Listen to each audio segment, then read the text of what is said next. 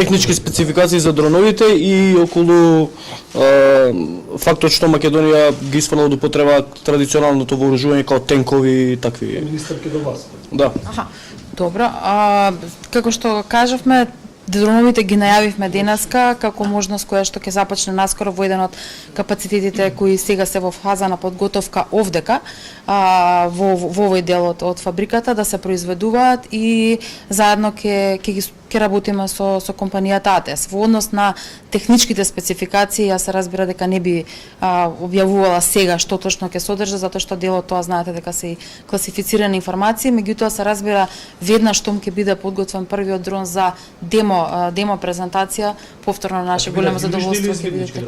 Мултинаменски ќе бидат заради тоа што во денешно време практично повеќе димензионалност или повеќе потребата од повеќе аспекти се повеќе се наметнува.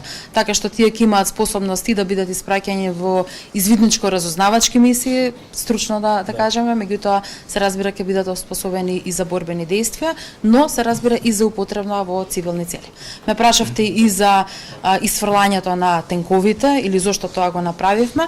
Знаете дека тенковите беа дел од една од донациите кои ги дадовме за Украина минатата година.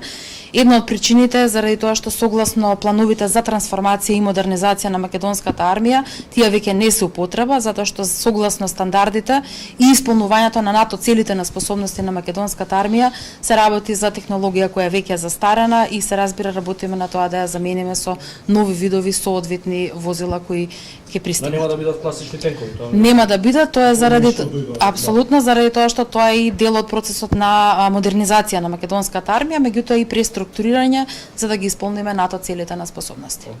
Што не значи дека се губи тој сегмент од вооружувањето, туку само се заменува со пософистициран и помодерен начин на вооружување.